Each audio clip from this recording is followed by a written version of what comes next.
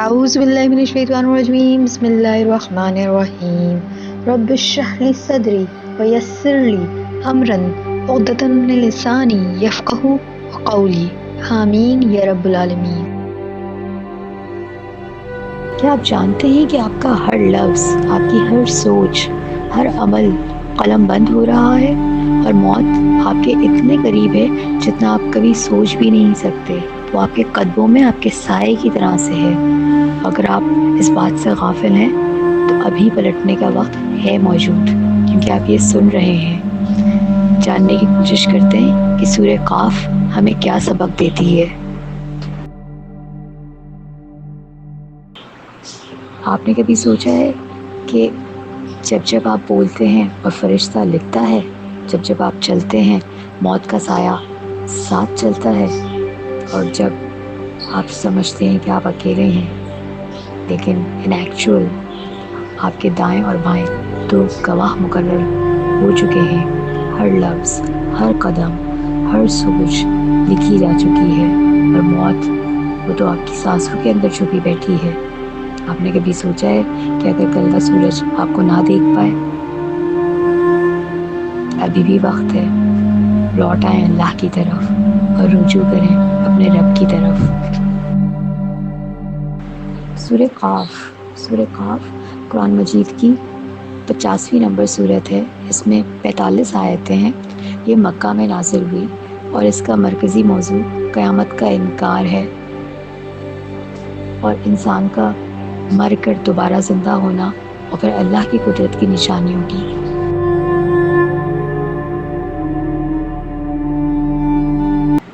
قاف حروف مقطعات میں سے ایک حرف ہے جس کے مطلب و معنی اللہ اور اس کے رسول ہی بہتر سمجھتے ہیں۔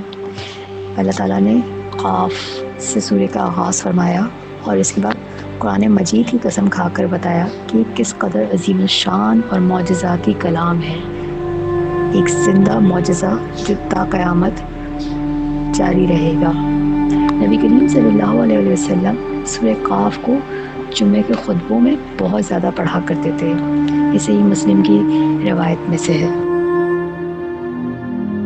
آیت 2 سے 5 تک میں کہا جا رہا ہے کہ کفار کو تعجب ہے کہ ایک انسان ان کو قیامت کی خبر دے رہا ہے، اور وہ کہتے ہیں یہ عجیب بات ہے کہ ہم مر کر مٹی ہو جائیں گے اور پھر زندہ ہو جائیں گے۔ یہ کفار کے انکار اور ان کے تعجب کو بیان کرتی ہے کہ وہ مر کے دوبارہ زندہ ہونے کو ناممکن سمجھتے ہیں، جبکہ رسول اللہ صلی اللہ علیہ وسلم کی حدیث ہے کہ تم قبروں میں سے اس طرح اٹھائے جاؤ گے جیسے کھیتی اگتی ہے۔ صحیح بخاری کی حدیث ہے۔ یہ آیت کفار کے تعجب کو بیان کر رہی ہے جو کہ قیامت کے دن دوبارہ زندہ کھڑے ہونے کو محض ایک بے بنیاد دعوے کے طور پر لے رہے ہوتے ہیں، اور عقل جو ہے ان کی جو ہے اس بات کو سمجھنے سے قاصر ہے، جبکہ وہ اپنی اس فطرت کو، اپنی جو ان کی حیت ہے، ان کی جو تخلیق ہے، اس کے اوپر غور نہیں کرتے کہ جب وہ نہیں تھے تو وہ ہمارے سے وجود میں آ گئے۔ کوئی چیز نہیں سے ہونا زیادہ مشکل ہے، یا جب ہو جائے اور پھر اس کو دوبارہ ریکریٹ کر دیا جائے وہ زیادہ مشکل ہے۔ یہ وہی انسانی گھمنڈ ہے جو آج بھی سائنس اور منطق کی آڑ لے لیتا ہے، جبکہ نبی کریم صلی اللہ علیہ وسلم نے فرمایا کہ ہر انسان کی ریڑھ کی ہڈی کے نچلے حصے میں ایک ذرہ ہوتا ہے، اسی سے قیامت کے دن اسے دوبارہ تخلیق کیا جائے گا۔ پھر نبی کریم صلی اللہ علیہ وسلم نے فرمایا تھا کہ قیامت کے دن آسمان سے ایک پانی برسائے گا اللہ، اور پھر تم سب زمین سے ایسے اگو گے جیسے زمین سے سبزہ اگتا ہے۔ مطلب غور کرنے والی بات ہے کہ جس ذات نے انسان کو پہلی بار مٹی سے پیدا کیا، کیا وہ اسے دوبارہ پیدا نہیں کر سکتا؟ پھر قرآن مجید میں کتنی بار آیا ہے کہ وہی پہلی بار پیدا کرتا ہے اور وہی دوبارہ لوٹائے گا۔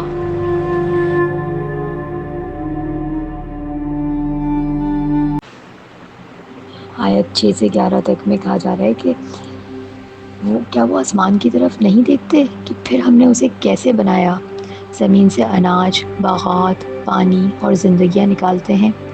اللہ تعالیٰ نے اپنی قدرت کی نشانیاں بیان فرمائی ہیں، آسمان کی ساخت، زمین کی حیات، بارش اور پھر رزق۔ صحیح مسلم کی روایت میں ہے کہ اللہ تعالیٰ نے بارش کے ایک قطرے میں زندگی رکھی ہے جو قبروں میں مردوں کو زندہ کرتا ہے۔ آسمان نہ ستونوں پہ کھڑا ہے، نہ ہی اس میں کوئی دڑار ہے، نہ شگاف ہے۔ یہ اللہ کی کامل طاقت کی نشانی ہے، اور آسمان یعنی بہت مضبوطی سے بنایا گیا ہے۔ یہ قرآن میں اللہ تعالیٰ نے سورہ ذاریات میں فرمایا ہے۔ اور یہ جو زمین کی حیات ہے، خشک زمین سے جب بارش کے ذریعے اناج، درخت، سبزہ نکلتا ہے، یہ سب زندگی کی علامت ہے، اور مرنے کے بعد دوبارہ زندگی کی مثال بھی ہے۔ یعنی ایک قدرتی سائیکل ہے جو چل رہا ہے کہ آسمان سے پانی آتا ہے، زمین سبز ہوتی ہے، زندگی قائم ہوتی ہے، پھر یہی سائیکل قبر اور قیامت کی دلیل ہے کہ جب زندگی جیسے کھیت کی ہریالی سبز ہوتی ہے اور پھر پیلی اور مرجھا جاتی ہے، پیلی ہو کر مرجھا جاتی ہے، اسی طرح سے زندگی جوان ہوتی ہے، حیات ہوتی ہے، پھر بڑھاپا اور پھر مر کر مٹی میں مل جانا۔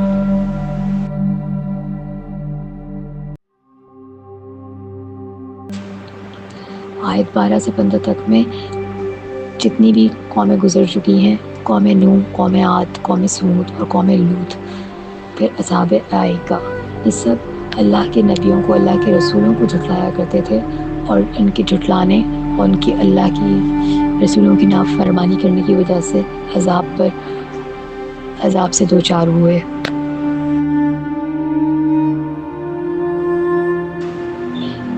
آیت 16 میں کہا جا رہا ہے کہ یقیناً ہم نے انسان کو پیدا کیا اور ہم جانتے ہیں جو وسوسہ اس کے دل میں آتا ہے۔ اللہ تعالیٰ انسان کے ظاہر و باطن کو انسان سے بہتر سمجھتا ہے۔ حدیث میں ہے بے شک اللہ تعالیٰ تمہارے دلوں کو جانتا ہے۔ آیت 17-18 میں کہا جا رہا ہے کہ انسان کے دائیں اور بائیں 2 فرشتے مقرر ہیں جو اس کے اعمال لکھتے ہیں۔ حدیث کے مطابق ہر انسان کے ساتھ 2 فرشتے ہوتے ہیں جو اس کے اعمال لکھتے ہیں۔ دائیں طرف والا فرشتہ نیکیاں اور بائیں طرف والا فرشتہ اسے گناہ لکھتا ہے۔ آیت 22 میں ہے کہ کہا جا رہا ہے کہ تو یعنی اے انسان تو دنیا میں اس سے غافل تھا، غفلت میں تھا، ہم نے آج تیرے سامنے وہ پردہ ہٹا دیا، اب تیری نظر بہت تیز ہو گئی ہے۔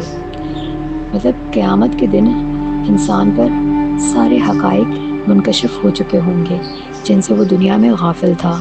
دنیا کی محبت، خواہشات اور دنیا میں مشغول رہنے والے سارے اعمال، شہرت، دولت، یہ سب انسان کے آنکھوں کے آگے ایک پردہ بن چکی تھی، اور قیامت کے دن غفلت کا وہ پردہ چاک کر دیا جائے گا اور انسان کو سچائی مکمل طور پر نظر آئے گی۔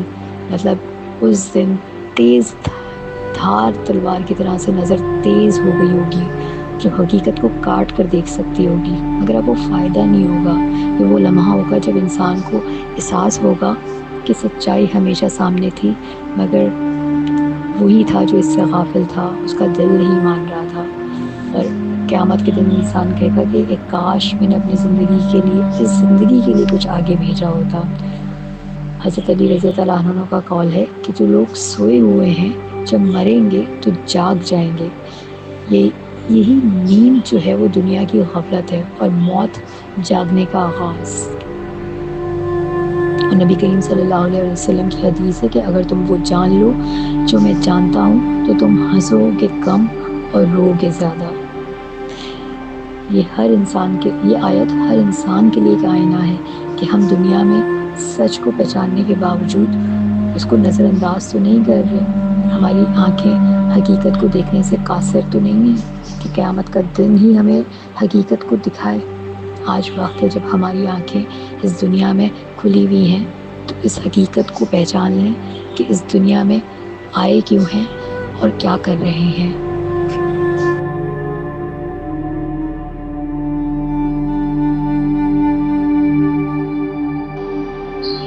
وآخر دعوانا ان الحمد للہ رب العالمین۔